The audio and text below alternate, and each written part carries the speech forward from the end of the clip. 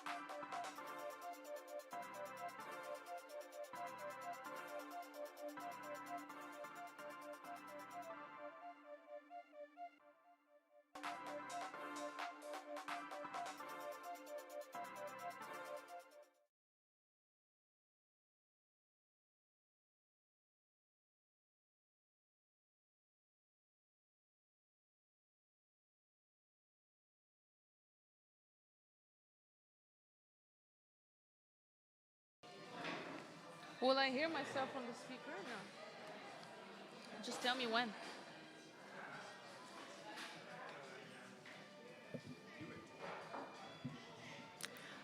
Welcome to the first side program event of the graduation show DETOUR Swerve from Academy Minerva and the Frank Moore Institute. We kick off this 5-day live stream program with films and performances, side A and side B. Prepared for you is an afternoon and an evening part to enjoy. They're filled with films, documentaries, and performances of some of the graduating artists of the Academy Minerva. Each part is approximately an hour and a half long, and you will see a total of 12 works. For the people watching the live stream at home, make sure you visit academyminerva.nl and reserve a time slot so you can experience everything here in the Sugar Factory firsthand. The first work we would like to share with you is My Everything and Nothing by the fine art graduate Nicole Kuiper. Nicole's work is about constructed reality. Enjoy.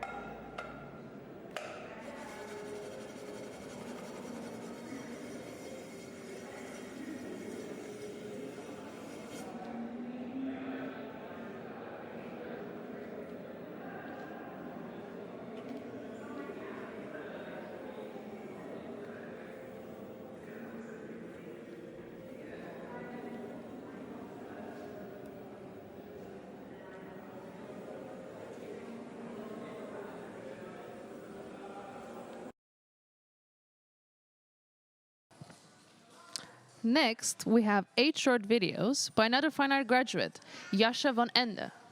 Her work, Wahrhaftigkeit, has many layers of different views towards the complex topics of trans science.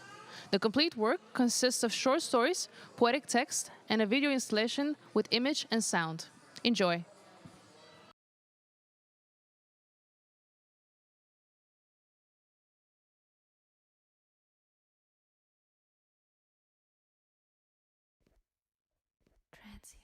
Transience, nostalgia, melancholy, saute, vanitas.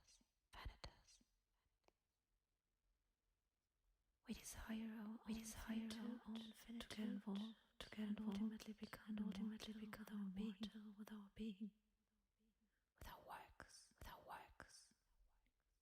with our bodies, with our souls. We all desire. We really do. We must admit. End of story. There's an end. There really is. Say hello. Say goodbye. Remember.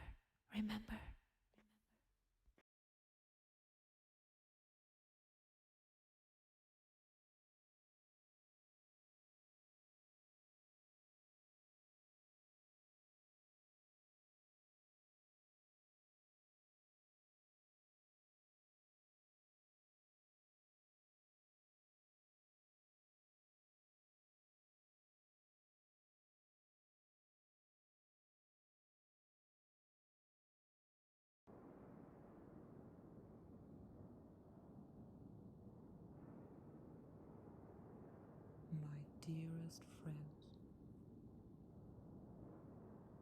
I'm going to let you be, and while you do so, I will take care of you. I will try to appreciate you. I will try to only see your beauty. You are the embodiment of nothing, but to me, you mean the world. It's been a long time since I've seen you in front of me. There you were, silently floating in the air, being so intangible, so present. What would I be without you, my dear friend?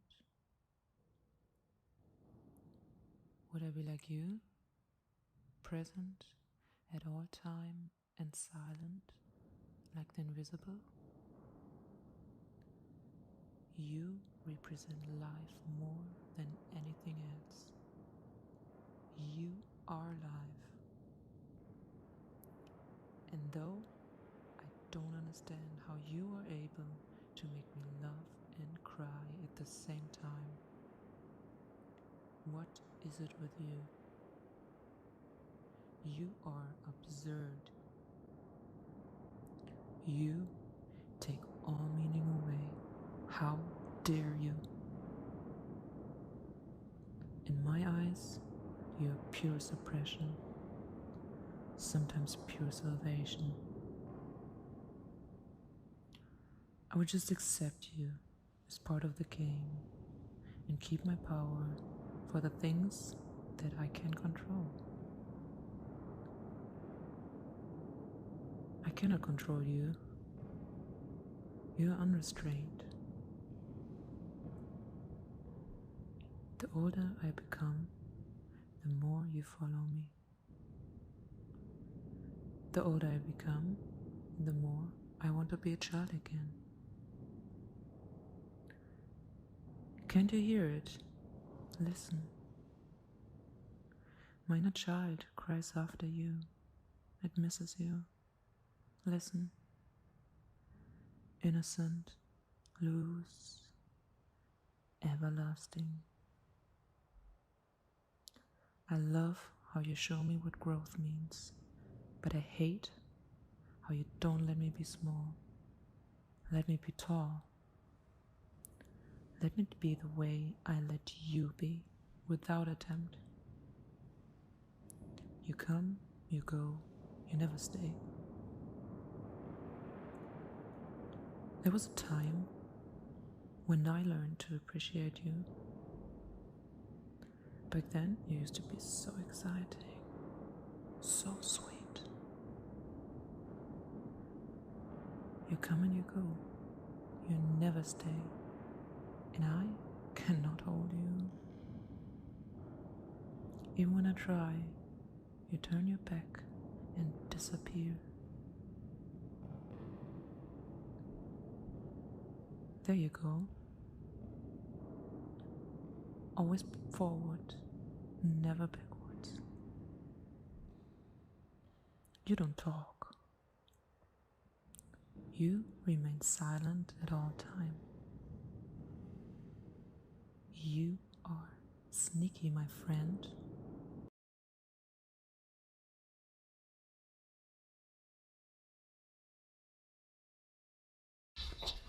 There's a place where it all started, which is a place watching where you I'm for a from. while now.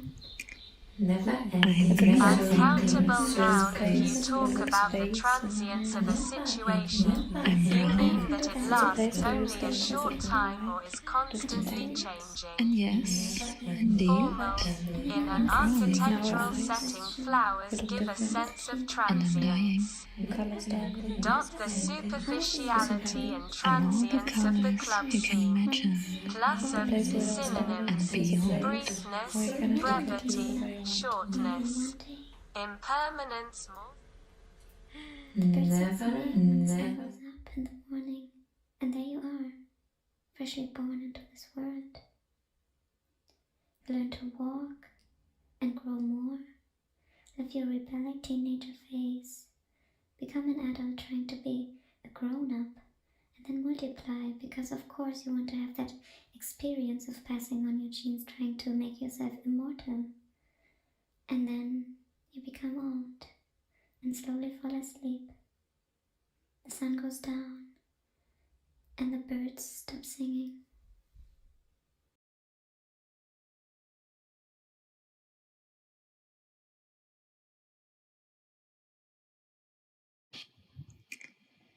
I am green. I'm brown. And yes, indeed, I'm growing. And I'm dying. I'm all the colors you can imagine and beyond.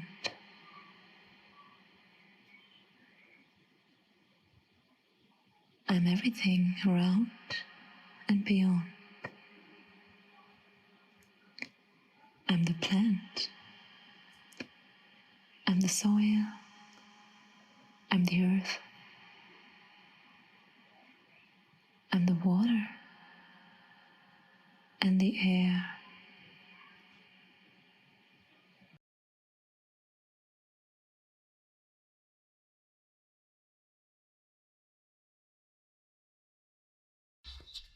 There's a place where it all started, which is a place where I'm from. It's a place, just a place filled with space and memories. It's a place where you stand in a different light, different angles. In our eyes, you look different. Your color's darker. You seem happy. The place where it all started is a place where I cannot look at you the way I want to. I wouldn't call it good or bad. This is what I'm used to. I'm used to your color. I'm used to your weight. I'm used to your gravity. We're deeply connected, and though we are falling apart, very slowly,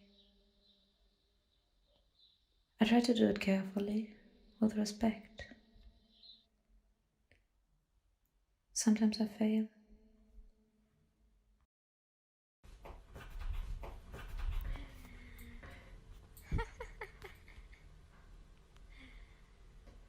Never ending circles. Never ending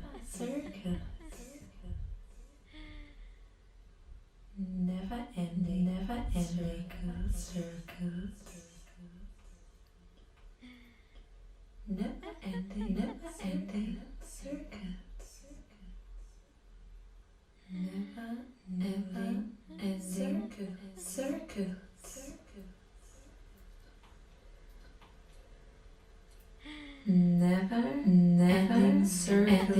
circles. Never ending circles. Never ending circles.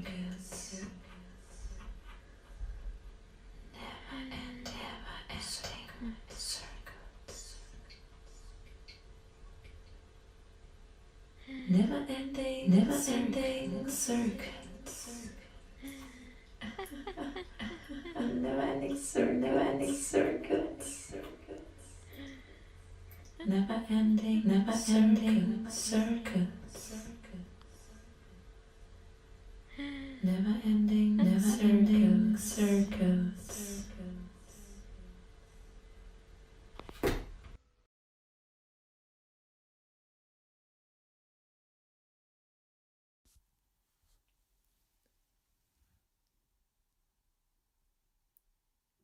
Yes, right. I'm looking at you. Maybe you are smiling. Maybe you're with your eyes closed. Maybe you're sleeping. Maybe you are growing. You're so green. Soon you will be yellow. Soon you will be brown. Soon you will be soil.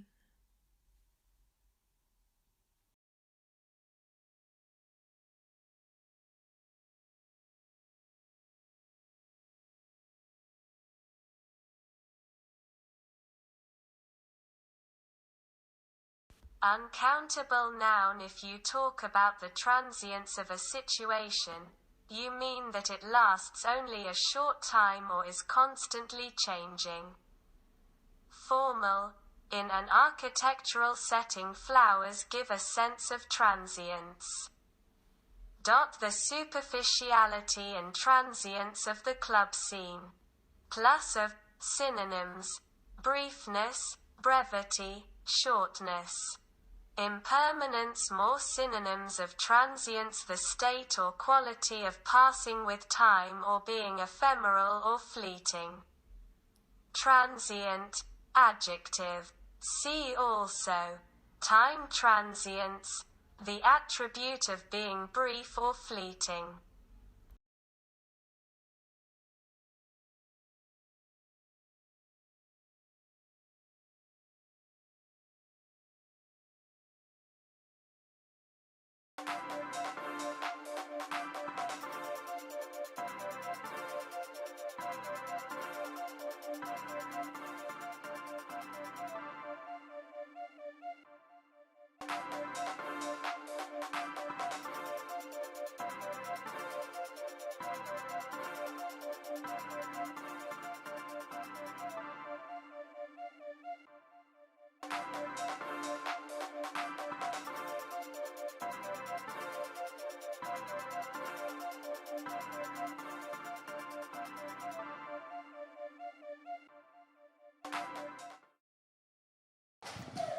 Can you tell me when?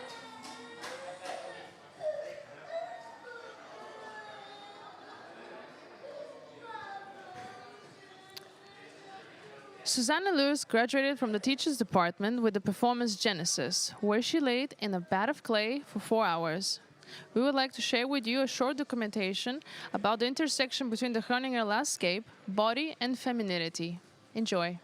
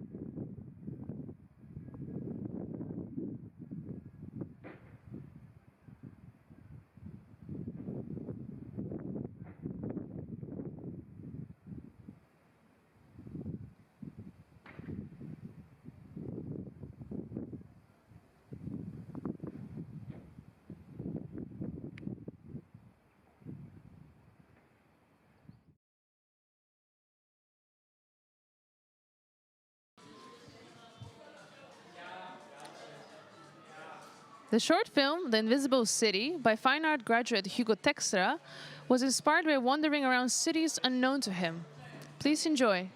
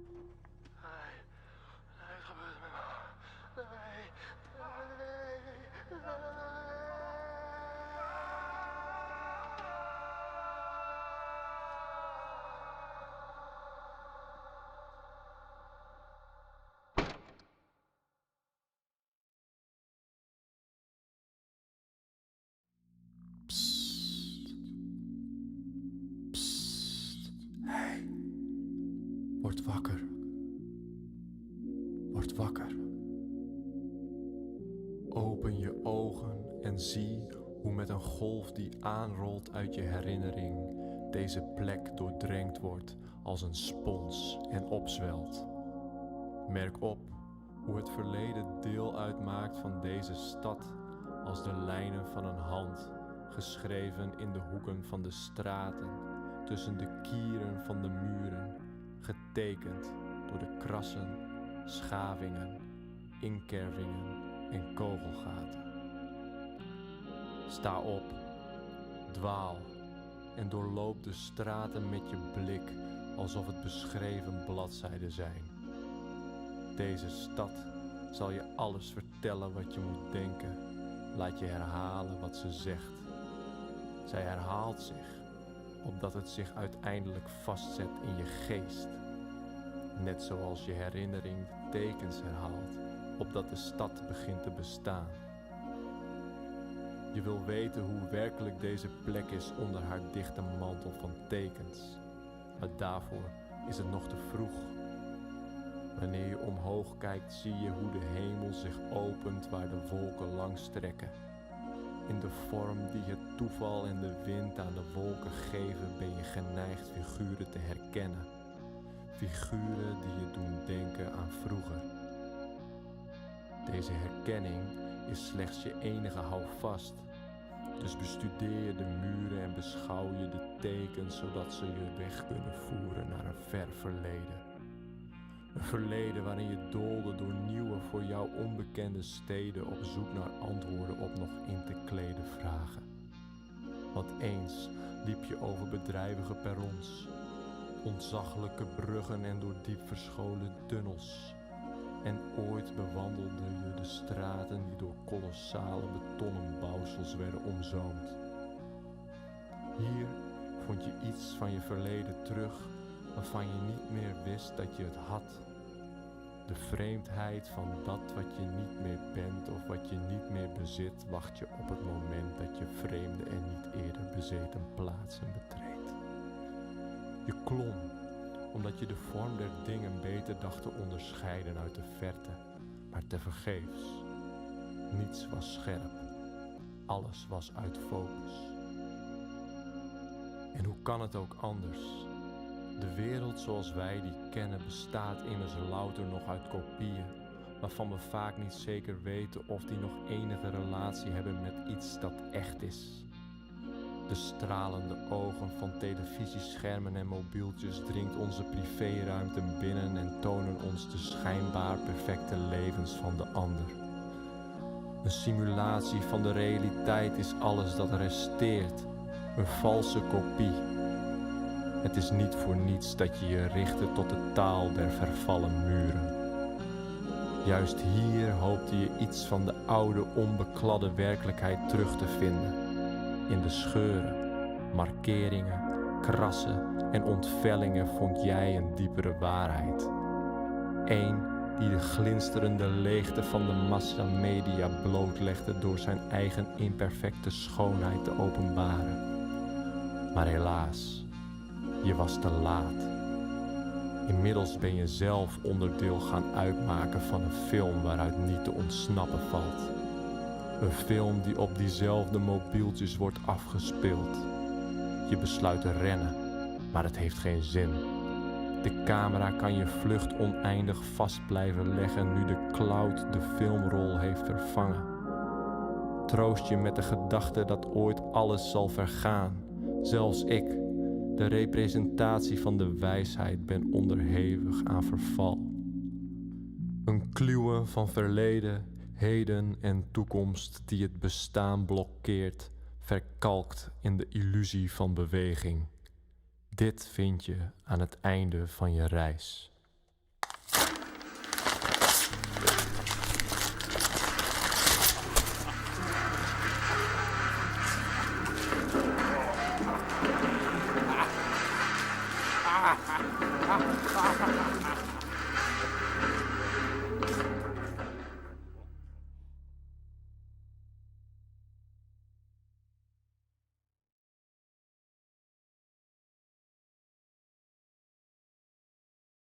Three more fine art graduates ahead until we're done with Films and Performances Side A.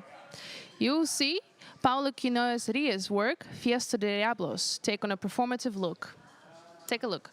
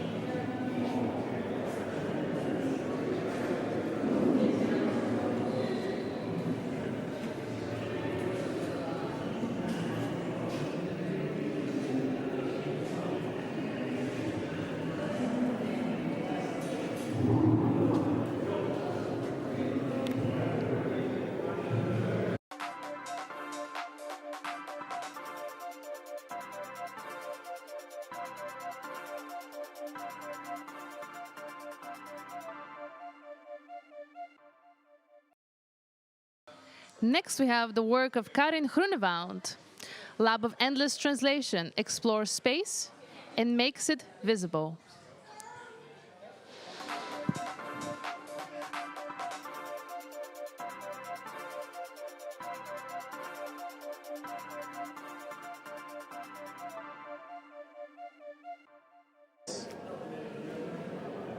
Because I want to stabilize everything before you get it.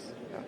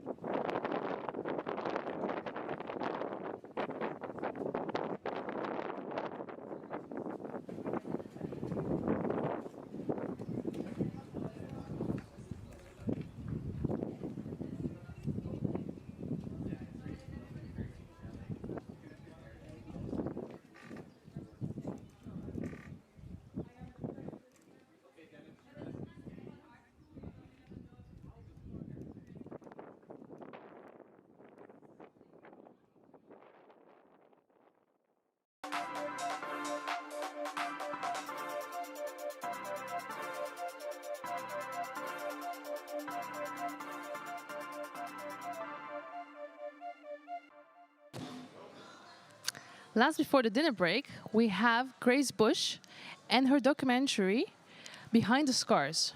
The film involves 5 raw and honest interviews around people with scars.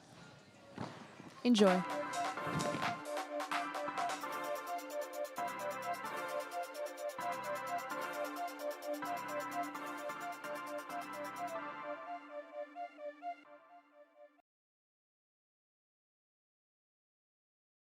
December 6th, 2019, I remember the date.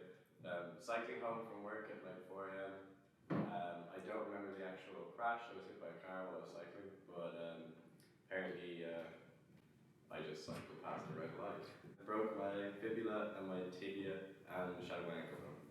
So yeah, I woke up in the ambulance and then I don't remember in between that. So I had 3 surgeries. The first surgery was right after. It was great. None of this was here. It was just a leg and then like I guess a hole where my bone had come out and then just the knee scar. Then it got really infected and I was on my way back here to move back after I could start walking again. And then I went for a checkup with my doctor. He saw it and he said like A&E right now, and I had another 10-hour surgery to remove the infected. They took this bit from here and put it in where they cut out all the rotten flesh, I guess. And then they took a skin graft from here, and that's what's here now. I remember being a bit like, whoa. It was gross looking. Like, this lump was so swollen at the time because they just moved it. It was literally like this, a bump. And this was like red, like purple. You could see through it as well. You could see the muscle underneath if I flexed it. Everyone was like, oh, like, Jesus, like, fair play for being so, like, grand about it. But I mean, like, at the end of the day, what are you going to do? I have it, like, my leg looks like this now. There's nothing I can do. I'm just happy to have my leg. Like, it got so infected that I was on antibiotics for 6 weeks on a drip. A drip for a week, 6 weeks on tablets. And I'm still going to physio. I will be for the next 6 months, I'd say. I can run on a treadmill now. And recently I ran to the bus one day without even thinking, and then I realised I got down. I was like, oh shit! And because usually I had a limp because I didn't have enough muscle to spring off this foot. So like I'd run off my right and just land on my left. It looked really funny. Didn't realise like what had happened, and then I sent an email to one of my professors just to explain that I won't be going to school, blah blah blah. And he was like, oh, I'm so sorry to hear. And then literally the next day he sent me a picture on the news of me in a stretcher in front of a broken car. I saw that car. I did a number on that car. I don't know how. I cannot remember any of it. I remember cycling past the Osterport before I got to Sondheim. And that's the last thing I remember. I'm just happy to be alive. And I felt so bad personally for that driver. He's so lovely, they didn't sue or anything. I don't think they could because I was a cyclist, but lovely. And yeah, I wrote him a text and I was like, I'm really sorry because the police thought I was dead and they found me. So yeah, he was freaking out because he thought he killed someone. So I felt really bad because I just cycled through a red light. I'm very lucky to know like mom and dad and my parents are very happy. But yeah, we got a lot closer. Same with my brother because I spent so much time at home. And I think it caused, yeah, it made like, it showed what's more important in life, I guess, for my whole family, which was cool. That was nice. It's healed so much, it's changed so much already in the last year, but yeah, I like it. I'm happy with them.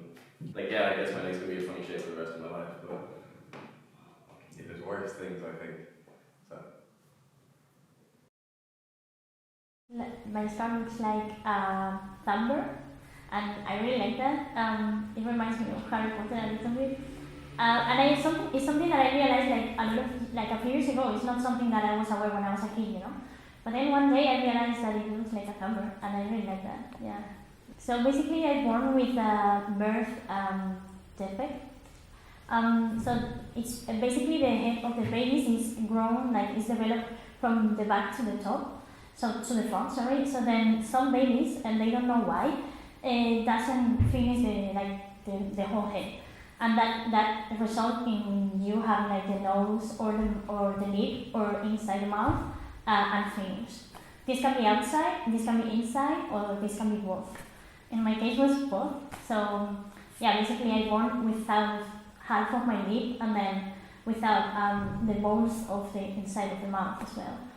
And yeah, my nose was also like not done. So then this ends in a lot of surgeries, like from 6 months to 18 years old. I have memories of, for example, when I was almost 4 years old, like being in the hospital, but you don't really understand. And I really remember, so my first memory of this, I remember my father telling me about my situation. It's a physical thing as well. For example, I have like this ear, inside of it is smaller than the normal one. So then this gives me also balance problems. And yeah, like some reading is also like, I used to speak with more my air going through the nose. And then they, of course they teach me, I went to logopeda and then they teach me that, how to do it properly. And also singing was such a thing for learning to put the air.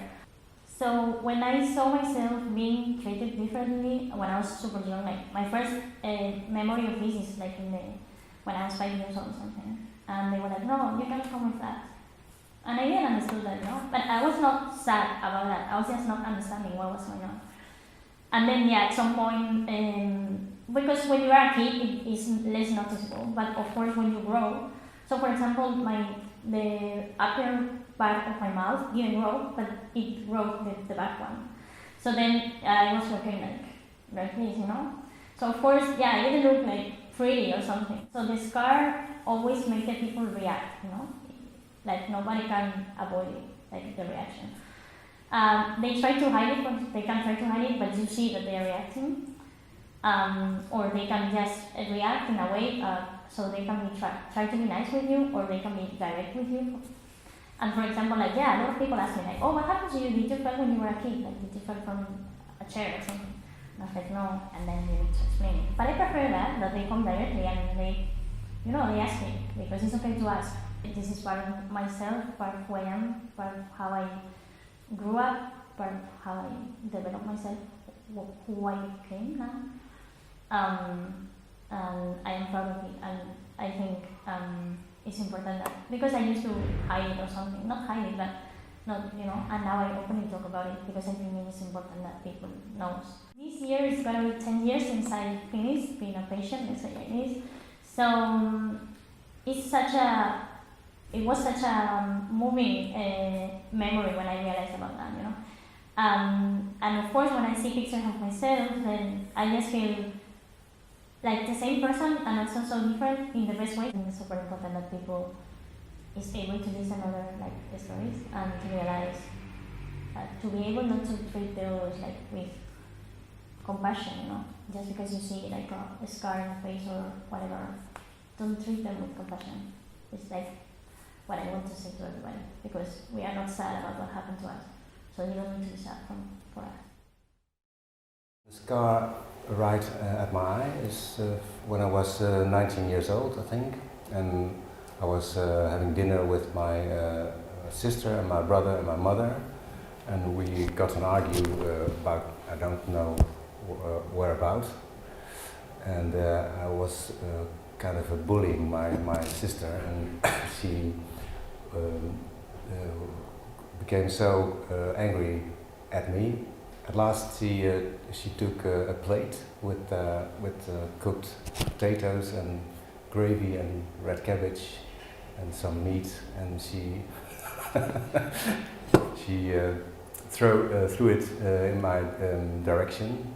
Right on time, I went off I looked the other side, so the plate went just like this, and it left a scar here at my right, beneath my eye. But blood started pouring out of my scar, and she cried and she regret that she did that. I was in shock. Yeah, I was shocked. 3 years ago, I was on a mountain bike and I was riding from a hill, and I thought I can do that. But after all, it was not a good plan to make that decision.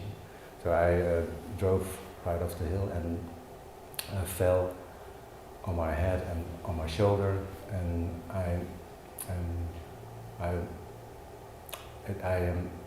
was quite sure that there was something wrong. There was something broken, I think.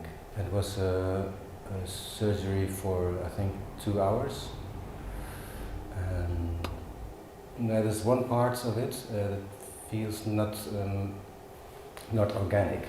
So I can feel that there's something, there's a piece of metal in it. So I'm not always sure that I can do anything I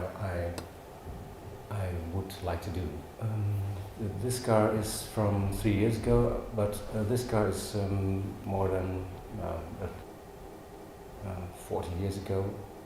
This is more part of my identity, because my sister is involved.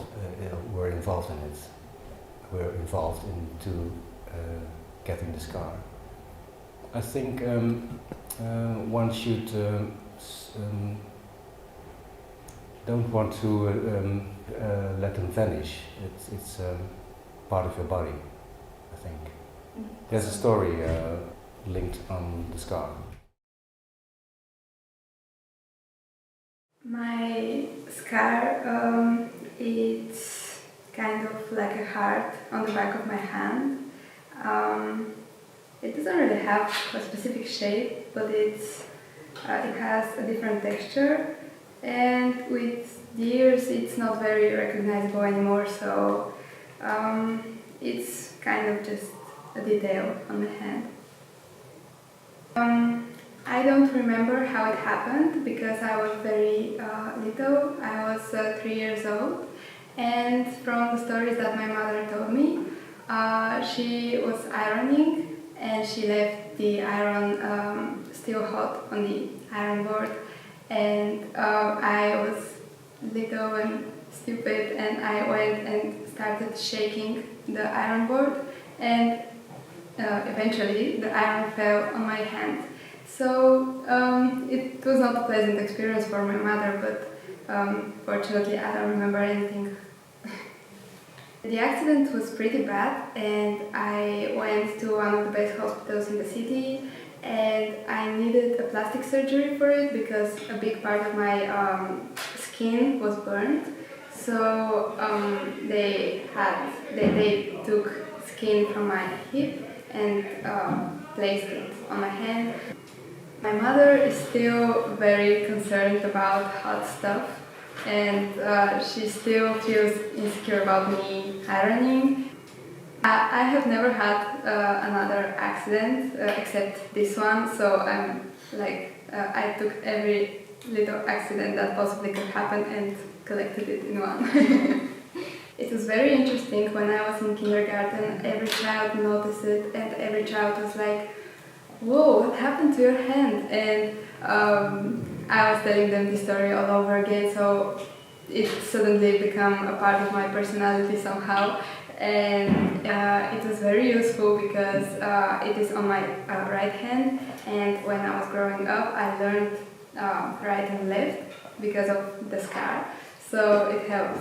My brother used to make fun of me because of it, and he always said that because it is from my hip, he always made fun of me that this is like part of my ass, and like I had an ass on my hand, and yeah. I don't really remember what happened, so I don't think I really learned the lesson from it. I was thinking that my left hand is much prettier than my right hand, and I was sad that my right hand will always be like that and I won't have two normal hands, and also that when I do my nails and I won't have those perfect hands from the pictures. But then I thought that, like, so what?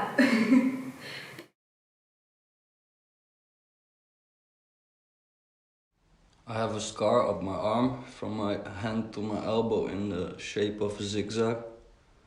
I remember the accident very clearly. It was 3 years ago on the 6th of November, around 6 o'clock. I was leaving the house to walk my dog when the door was slammed shut, and I tried to hold it open so the dog could get out, but the door closed with such force. My arm went through the glass and I pulled it back out of a reflex and ripped basically everything. There was a lot of blood and I almost lost my arm. I knew I needed help, so I yelled help, and the neighbor across came and he basically saved my life. He called the ambulance and said that they needed to hurry because I was turning white because of the blood loss. It was a bit surreal, to be honest.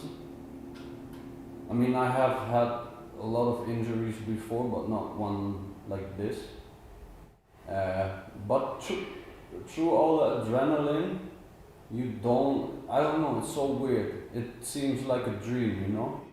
At the moment that it happened, I was 27, and I always said I'm gonna die at 27, and at the moment that it happened, I didn't want to die, so. There was definitely a big shock, but the shock kept coming back every time, also during the whole recovery. On the moment itself, when it happened, I saw it just like maybe for 30 seconds. And I couldn't really see it because the blood was like, because it hit the artery, it was just spraying everywhere. It was really like a bloodbath. And even the months after, it still came from the ceiling and everywhere. Before surgery, they told that there was a big possibility that my arm would maybe not be saved. So I asked if I could get a hook or a robot arm, but in the end I asked if they could save it. And they put so much bandages over my arm that it looked like Popeye. And every time the blood came through, so they needed to clean the bed I was laying on a lot of times. In my head it was way smaller, and when they took the bandages off, it was like 5 days after the first time. Yeah, it was quite impressive, to be honest. It was really big. And they had to cut some more parts open. It took 10 weeks to close properly, and it kept getting open again. And from the moment the wounds were closed, we started doing therapy, and that was quite a hell, to be honest, because you need to start at point zero. Well, in the beginning I had no feeling at all, and my nails stopped growing, the hair on my hands started growing really weird. My hand was put in this position. Slowly things got a little bit back to normal, but it took a lot of time. I'm not a big fan of broken glass, so I'm very careful with glass in every way. For me it had only positive changes in the end. It took quite a while and a lot of time and effort to get where I am now. I'm definitely grateful for it. Because it gave me a second chance, and it's definitely a turning point in my life also.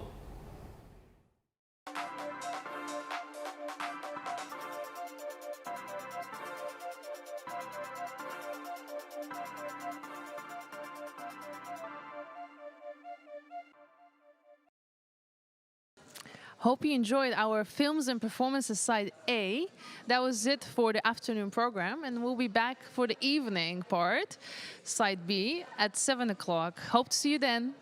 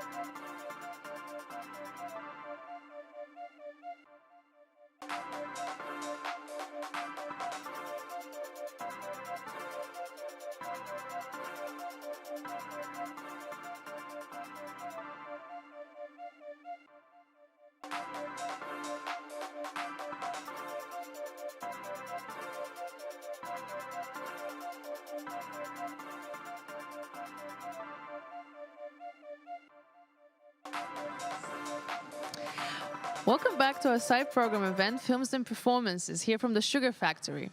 We're turning the stream to side B, where 5 more graduates will share their work with you. But before we continue, I would like to invite you to check out what we have prepared for the next couple of days. People at home or people here will have the pleasure to follow a chili sin carne recipe and a papier-mâché workshop tomorrow afternoon at 4 o'clock. Later that day, our stage will be taken over by music performances and DJ sets. In the days to come, we will have the Hanse Kultur and Debat, where one representative of each department will sit down and have a conversation with Lola Diaz-Cantoni. They will have a table discussion about their art practices and what their life after Art Academy might look like. Further, you will enjoy a couple of artist talks, and we will also have a side program from the Frank Moore Institute, which is a must. A special guest appearance will conclude our Ramprogramma with a bang. Tune in the couple upcoming days to experience it all. And back to tonight, to our side B, Films and Performances. We will start with the work Selves by Montserrat Carmao, where she explores voyeurism, private space, and the feeling of being uncomfortable. Enjoy.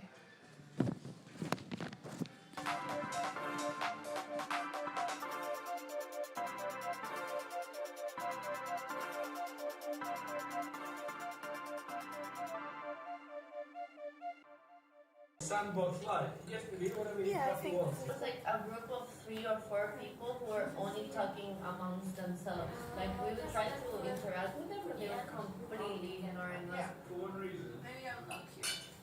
Why did you not tell us? What the fuck? I didn't know you were that into my private life. We are invested in all of our private lives. It's like 4 different girls with like a man. Simple to not add to your body count. But like, what's this fear of adding to your body count? Who cares? I don't know. I like to keep under 20. I'm pretty sure people Why? So I can be married one day and be like, look at me. I can sleep around that I'm much. gonna be like, 20, yeah. I fuck 30. Yeah. And if you fuck it up, I'll make that 40. Then how many do you have? And then we'll ask. 6. The thing is, men never ask. They do. Mm-hmm. Well, I've asked them, but they never ask.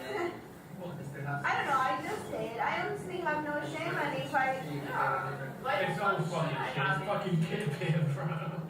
if I would get married, I would be like, yeah, I fucked 100 people, but I chose you. How about that? That's pretty Imagine it's like weird at this I moment. did. No, I'm just as bad as you. We're all bad. We're just bad. And I know that you have as much fun as I did. It gets better. The more you sleep with someone, it only gets better. Yeah. It can't get worse than the first time. No. The first time you sleep with someone is like, I expected that. Never got like. What do you mean? Like first time is good? Not good. No, like first time with any girl for you. Like the first time you have sex. Yeah. And then it gets better if you see them more. I get shy. I get really shy and sometimes then I think like, am I doing it right? Am I not doing it right? Yeah, but she could also feel But she's fucking another guy. She is. Yeah, but then you have to kind of like make an arrangement. I feel like some people get so comfortable like with you being, oh, do you wanna are you seeing us or do you wanna see other people, you know? And then yeah, they're all like, oh, I don't know, or maybe they like stop seeing you or they're like uncomfortable, and it's like, dude, I don't wanna know because I'm in love with you. I just wanna know. It's such a fucking. It's just like easier on me mentally. This is how hard. Just assume that they're fucking someone else. I don't wanna fuck someone else. Bro, and then see what they say. I thought you didn't really want to come me, bro. Yeah. No, I didn't say I do. I do. No, I don't. But I don't think I can keep up. Like I think one of them works. But Monica.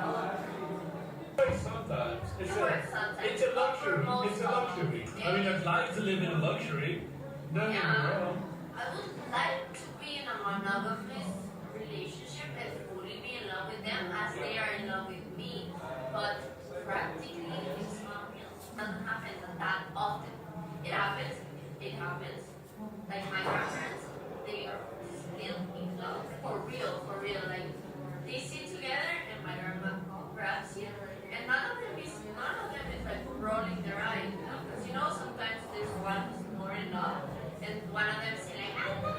then was like, no, they grab each other, they look into their eyes, and they're like, That's good though. That takes a lot. I see, love it. that's a lot. But then you would ask that to my grandparents from my dad's side, they would not even talk. They would be like, eat your fucking dinner. There, and my grandfather, he had like a little bit of dementia, and he was like, you cannot eat this. The rice are little worms. This is their mental dinner. You just eat it. So like eating it, and you're like, No, but like, I feel like if I hook up with a person multiple times, I'm like, okay, well, I'm not good. Okay, well, I love you. Yeah, maybe. We have like a big, I mean, even since then, because we were like all living together raising our children, we have a big support system. So women just like go to the support system, and men are like alone because other men don't know them. Women are support system for women.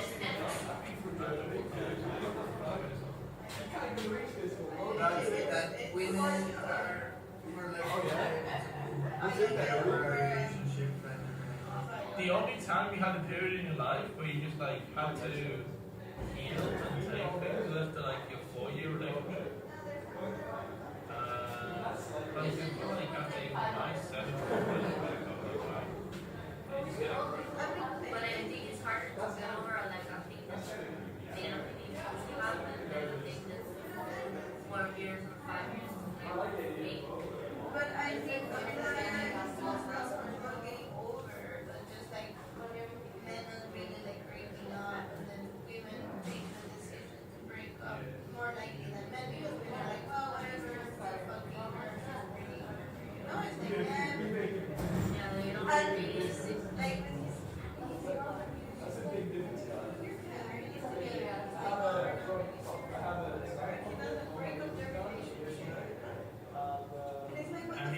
But I mean, a lot of men do this because whatever, and then the women, they already in their head have like broken up with them long time ago. But I break up, it's like if men break up, like immediately break up. Women break up, it takes like a year to break up. yeah, no, it's true, but it's a scary thing.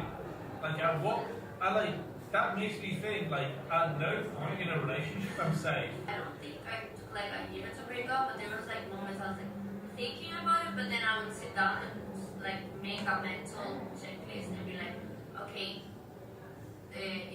evaluate the situation and be like, do I love him? Is he still like my friend? Is he still giving this and this to me? But men, I think they're as soon as like their emotions like run out, they're like, oh. Just like the person and the Yeah, it way depends how you process deal it, with yeah. this whole situation, because there's like 4-year, 5-year relationship which you can break up with and go with someone else with through a 1-month relationship and spend the next year and a half fucked over that one not even relationship. You know? It's not a he-she thing. It's a It depends on the other person. Exactly. It depends on what the fuck happened there. Because if it's something unfinished, it fucks you up. Because it's different when the love fades.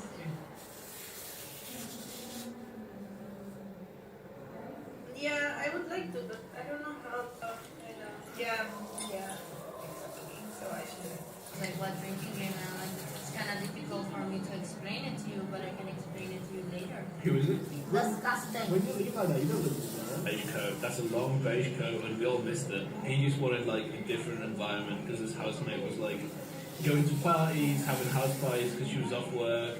So my friend ended up staying with me for the whole summer until I moved by like 2 or 3.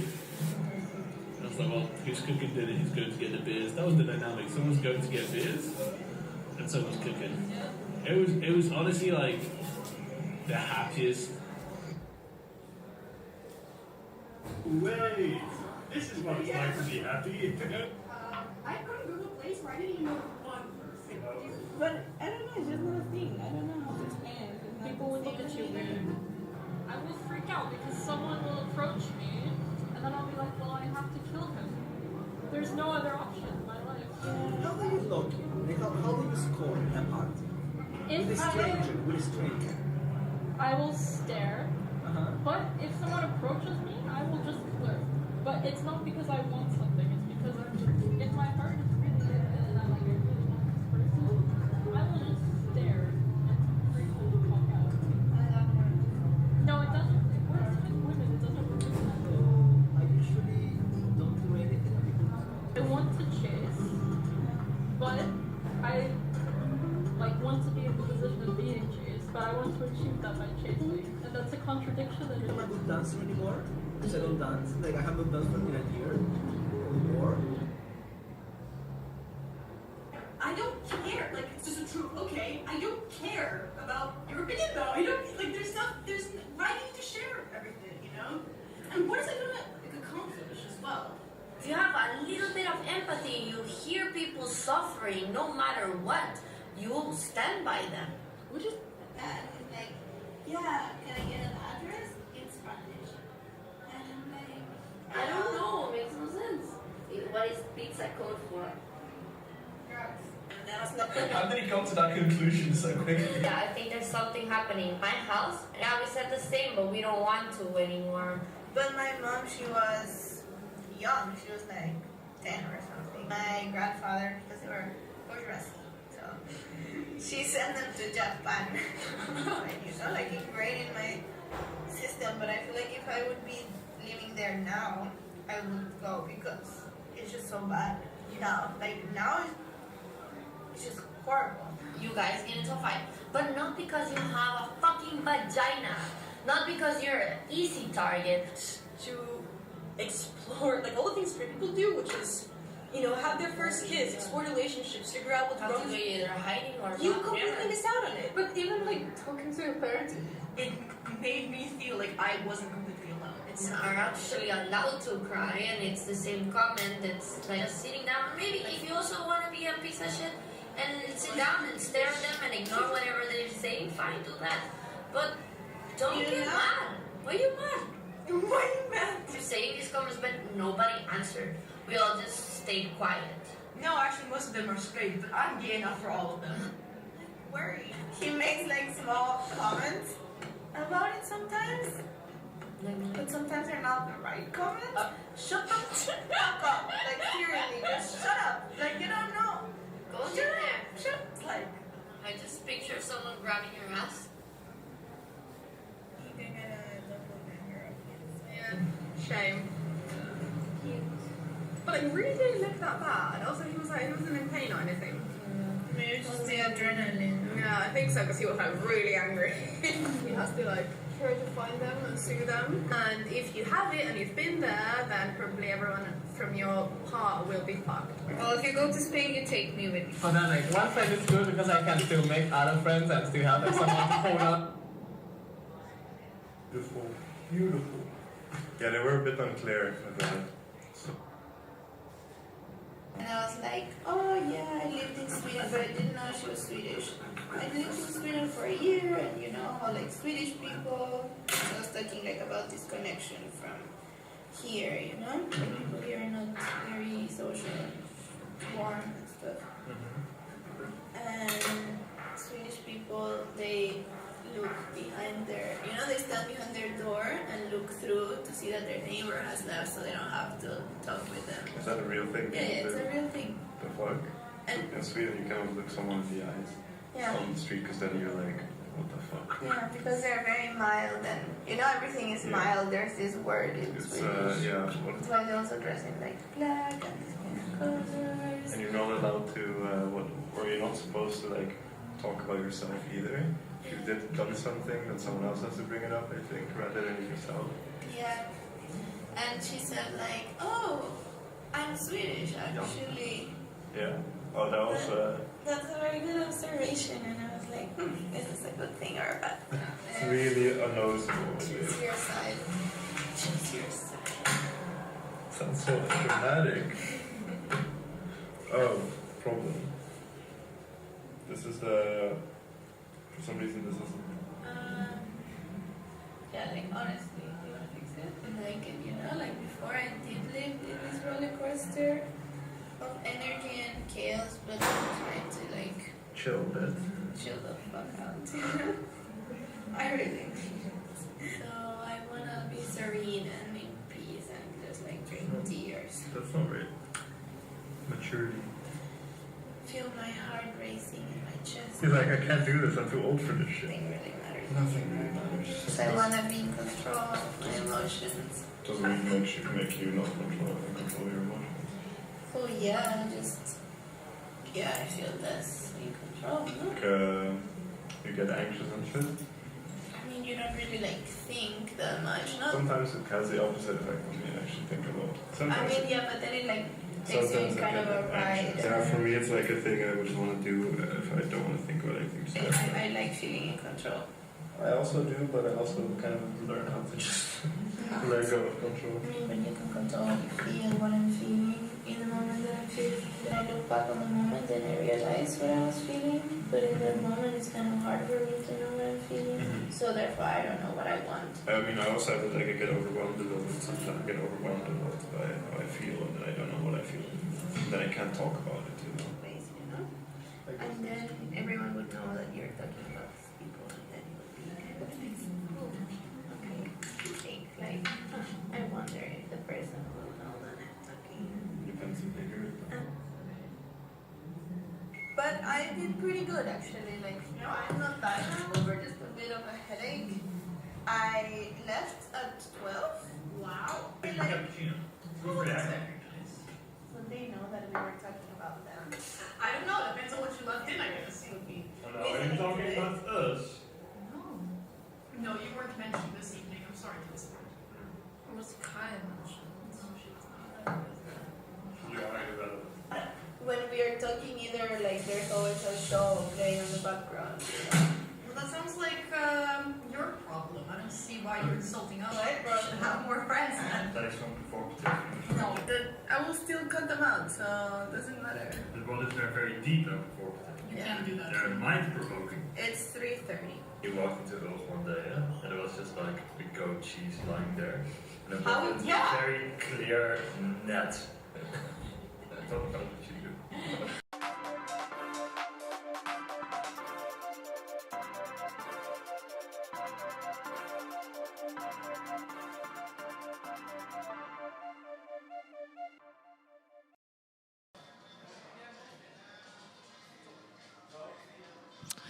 Next, we have the documentation of a performance by a fine arts graduate, Rosa Kootstra, In Search of the Line.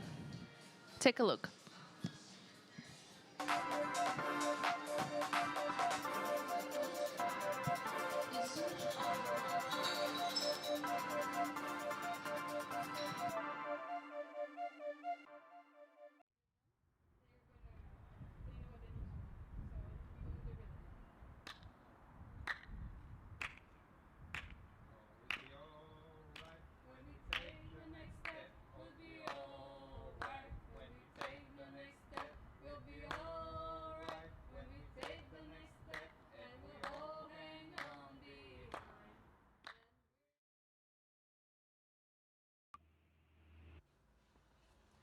Hi Rosa. You asked me about my meaning of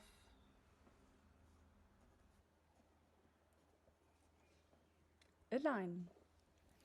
Yes, dear Rosa and all, you are asking my opinion and idea about a line. Well, I can tell you that a line for me is a summary of points. When I'm thinking about a line that I draw on a piece of paper or a line that I draw on something else, it's always a summary of points. When you have a line, you start with a point and you end with a point.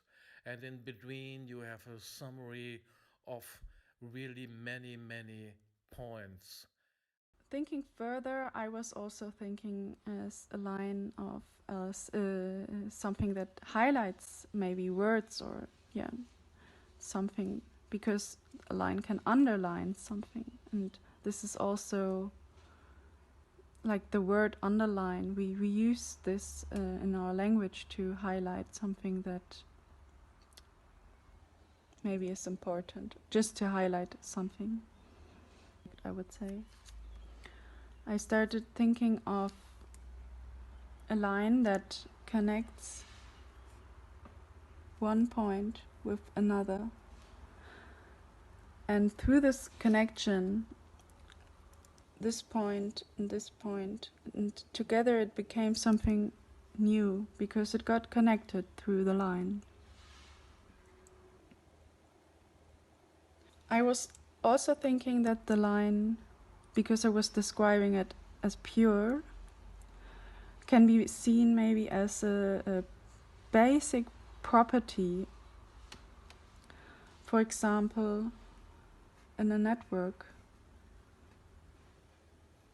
This is a very small network, but the line here displays one basic property of this network that connects the dots.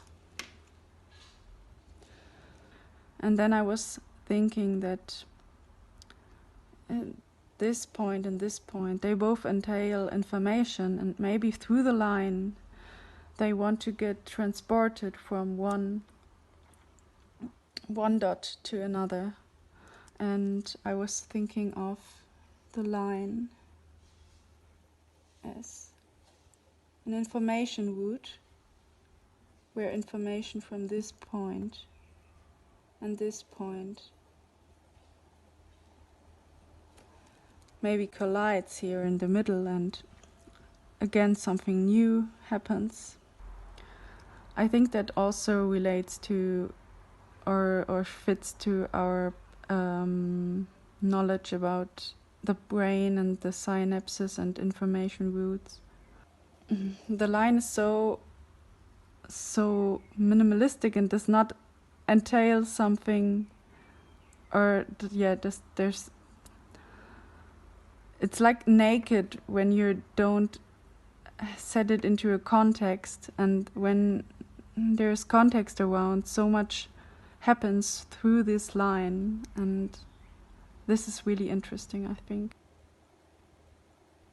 And when you have a performance like your one, Rosa, then you have a line with people, with individual human beings, with individual characters and energy, and you bring these people together and their energies, their lives, and everything.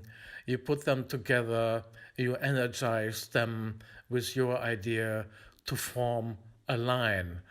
So in a way, these people are becoming knots, and you put them together in a line. Yeah. And maybe that's already it, what I have to say about the line. Okay. Hi. Hello. Can you tell me what's your interpretation of a line?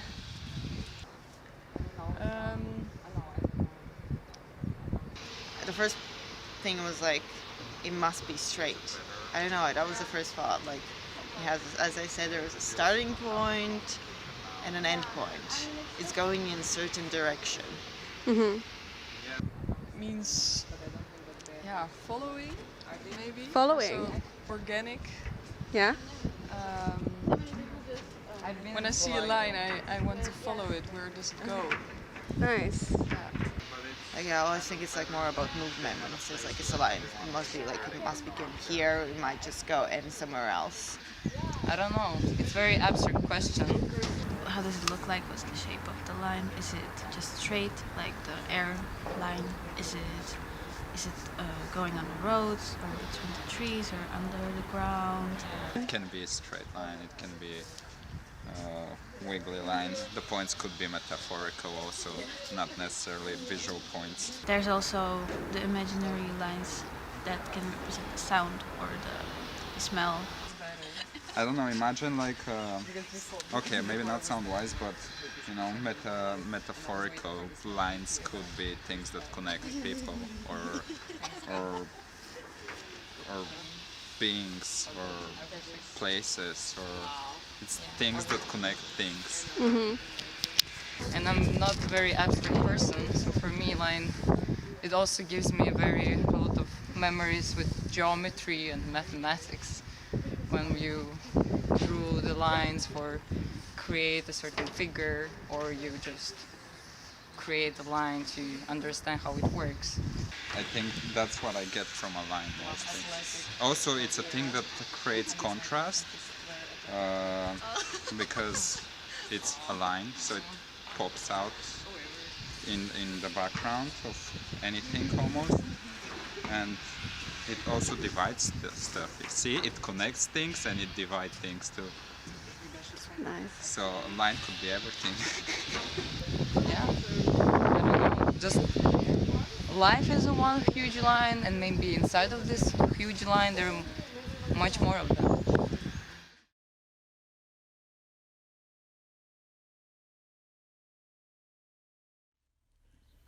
Dès lors, plus rien de réel n'advint. Le temps replié sur lui-même, sur la mer, sur les déserts de pierre, le temps fit des nœuds jusque dans nos veines, dans nos ventres, et longtemps j'oubliais de naître. J'attendais le dernier vers, celui qui m'annoncerait « Ce soir-là, Soledad vint au monde, et la mer s'arrêta. » Je suis ce dernier vers, cette main rouge enluminée de henné qui mit fin à notre course folle. Je suis celle qui obligea ma mère à se coucher. Je suis le bout du voyage. Je suis l'encre et je ne peux qu'écrire pour que meure l'histoire qui nous berce et nous mure et fait de nous des êtres différents, intraduisibles et étranges à tous. Car quelque chose s'empara de nous alors, de chacun des enfants, quelque chose qui nous tint serrés les uns contre les autres et nous lia entre nous si fort que nous crûmes ne jamais pouvoir nous défaire des bras et des jambes de ceux qui n'étaient pas nous, mais que la chose avait pris en masse. Tressés, membres et cœurs et pensées, tressés serrés, cordes mouillées nouées dans les brisants, puis séchées, blanchies dans les sables, les enfants s'avancèrent d'un même pas, petits et grands, au rythme de leur mère, le premier de cordée. Ils sentirent la courbure de la terre sous leurs pieds nus. Ils virent la forme de leur mère marcher vers ce lieu toujours plus lointain où l'horizon s'arrondissait légèrement comme un ventre. Je ne parle pas d'amour, je ne parle pas du lien qui relie l'enfant à la mère ou la sœur à la sœur, ni même de ce qui rend certains amants inséparables. Je parle d'autres nœuds plus serrés, d'une attache solide comme la corde au bout de laquelle se balance le pendu, forte comme ce nœud-là. Détacher le corps qui se balance, livré au vent, est inutile. Le nœud lui est passé dans la gorge. La traversée nous a noués d'un coup jusqu'à l'étouffement, si bien qu'aucun de nous ne pouvait plus penser en dehors de tous les autres, qu'aucun de nous ne pouvait plus respirer par sa bouche à lui, pour lui seul, car l'air brûlant qui entrait dans ses poumons soufflait dans tous les autres, brûlait nos bouches du même feu. La mienne aussi, qui n'avait pourtant jamais connu l'air encore.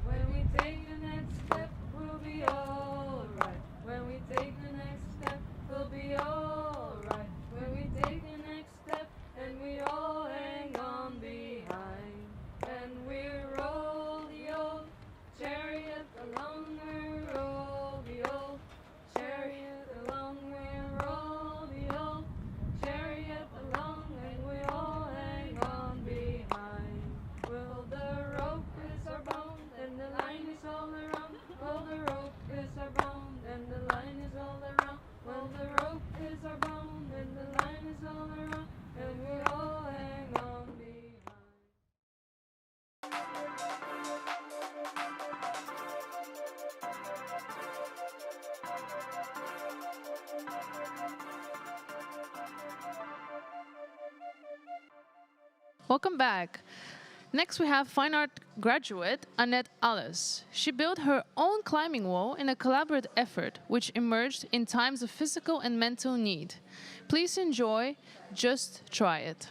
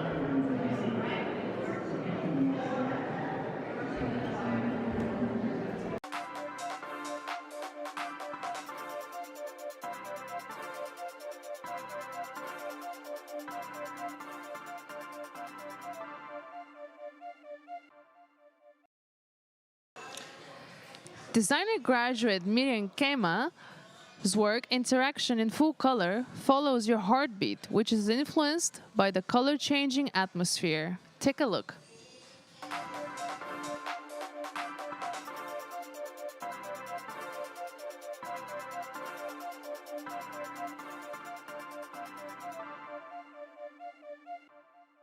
It's pretty fast.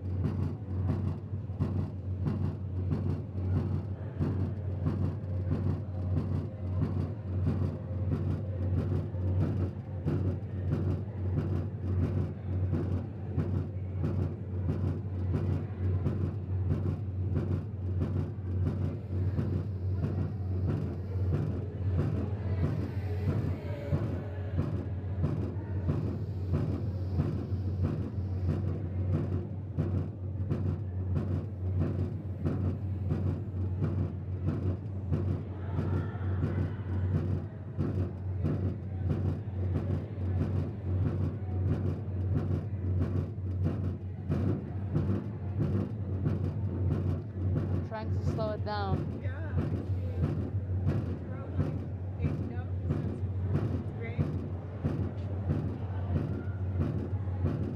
It's more like I think how people react to color and stuff, so that's why I was switching the light.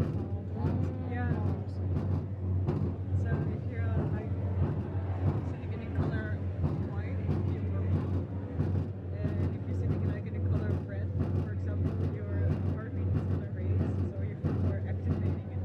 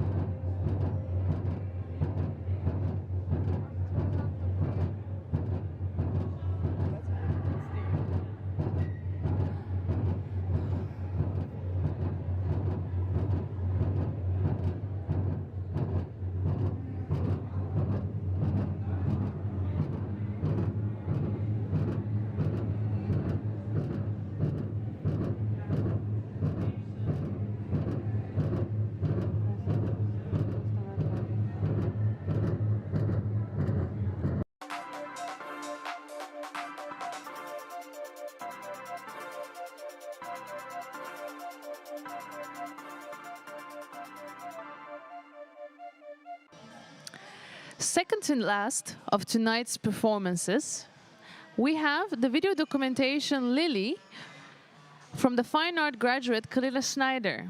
Please take a look.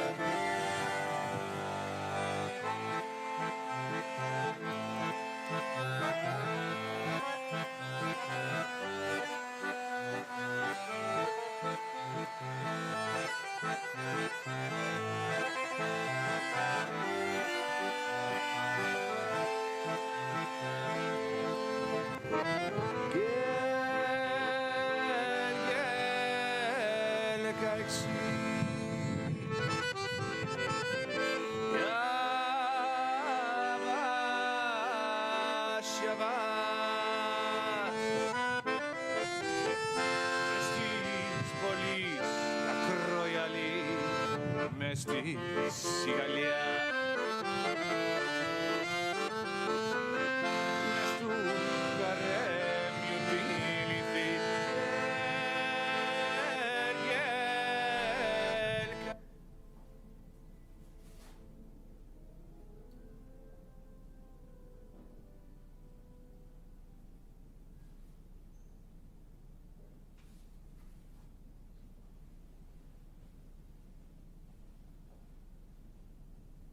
Κουβάτε μότι çayşıyor her gurbeti zemire tu hashim shumire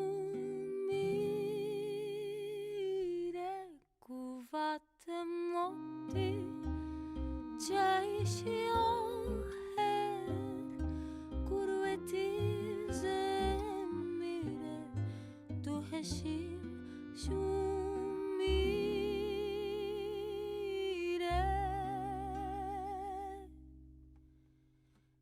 ay lule lule ay lule lule ay lule lule mache mache eu perdi-me eu perdi-me eu perdi-me dal pace e dalle pace e dalle pace e dalle pace isverdete ai lule lule ai lule lule ai lule lule mace mace eu perdi-me eu perdi-me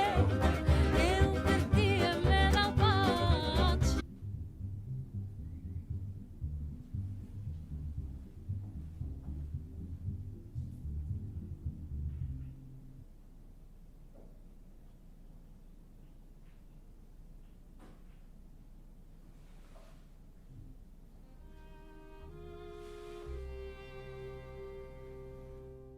Κουβάτε μότι και νετρούμε πάει ερευδές καμάτι noche nukme shohe κουβάτε μότι και νετρούμε πάει ερευδές καμάτι noche nukme shohe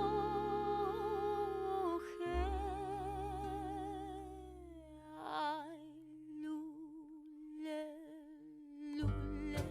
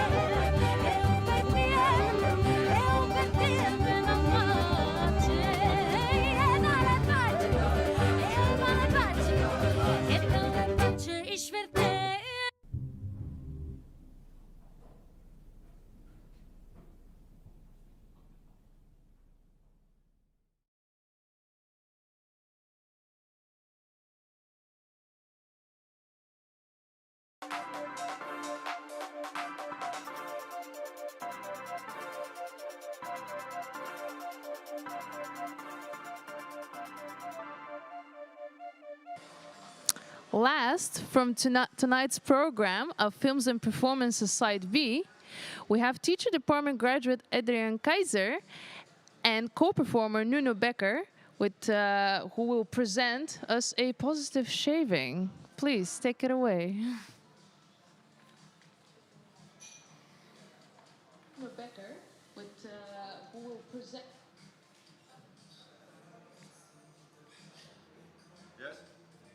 Yes.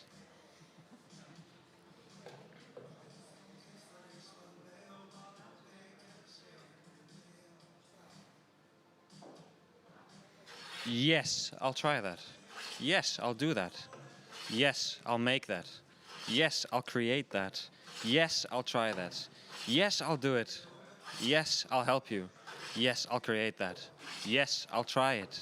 Yes, I'll do it. Yes, I'll create that. Yes, I'll make that. Yes, I'll try it. Yes, I'll do it. Yes, I'll take that. Yes, I'll make it. Yes, I'll proclaim that. Yes, I'll help it. Yes, I'll do it. Yes, I'll take that. Yes, I'll create that. Yes, I'll do it. Yes, I'll make it. Yes, I'll take that. Yes, I'll do that. Yes, I'll help it.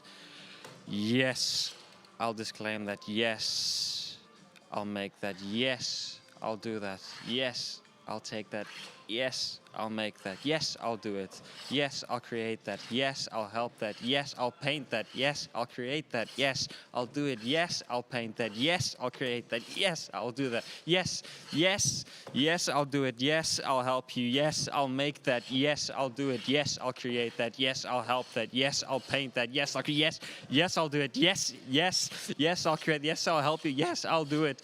Yes, I'll make that. Yes, I'll create that. Yes, I'll try that. Yes, I'll paint that. Yes, I'll create that. Yes, I'll shape that. Yes, I'll proclaim that. Yes, I'll try that. Yes, yes, I'll make that. Yes, I'll take that. Yes, I'll try that. Yes, I'll do it. Yes, I'll take that. Yes, yes, I'll make it. Yes, I'll try that. Yes, I'll do that. Yes, I'll take that. Yes, I'll make that. Yes, I'll try that. Yes, I'll make that. Yes, I'll take that. Yes, I'll take that. Yes, I'll make that. Yes, I'll do that. Yes, I'll try that. Yes, I'll create that. Yes, I'll shape that. Yes, I'll design that. Yes, I'll do that. Yes, I'll fake that. Yes, I'll make that. I'll try that. Yes, I'll do that. Yes, I'll take that. Yes, I'll make that. Yes, I'll help that. Yes, I'll paint that. Yes, I'll try that. Yes, yes, I'll do that. Yes, I'll try that. Yes, I'll make that. Yes, yes, I'll do that. Yes, I'll try that. Yes, yes, I'll try. Yes, yes, I'll try that. Yes, I'll make that. Yes, I'll try that. Yes, I'll do that. Yes, yeah, yes, I'll do that. Yes, I'll try that. Yes, I'll make that. Yes, I'll try that. Yes, I'll do that. Yes, I'll make that. Yes, I'll promise that. Yes, I'll make it. Yes, I'll try it. Yes, I think I can make it. Yes, yes, yes, I'll make that. Yes, I'll make it. Yes, I'll try it. Yes, I'll do it. Yes, I'll make that. Yes, I'll try it. Yes, I'll do it. Yes, I'll do it. Yes, I'll make that. Yes, I'll try that. Yes, I'll do it. Yes, I'll make it. Yes, I'll try that. Yes, I'll do it. Yes, I will do it. I will make that. Yes. Yes, I will make that. Yes. Yes, I'll try that. Yes, I'll do that. Yes, I'll make that. Yes, I will make that. Yes, I will try that. Yes, I promise to make that. Yes.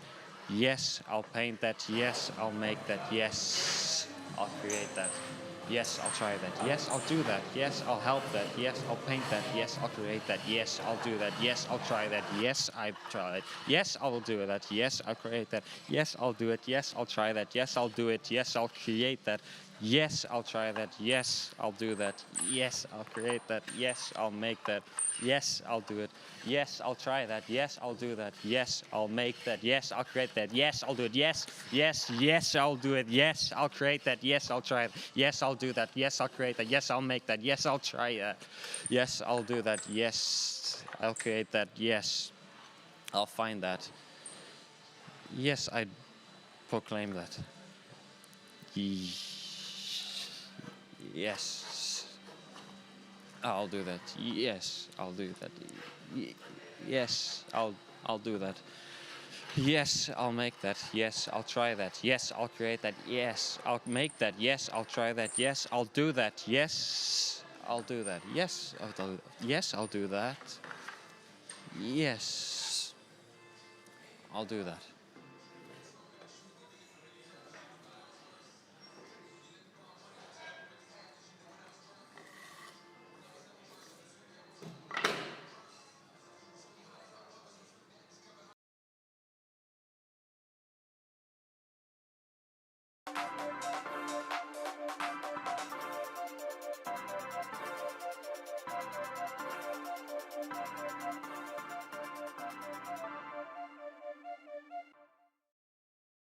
Thanks to Adrian and Nuno for concluding our program for tonight. And we hope to see you back tomorrow from 4 o'clock because we have more coming up. So I'll see you then. Have a good night. Bye.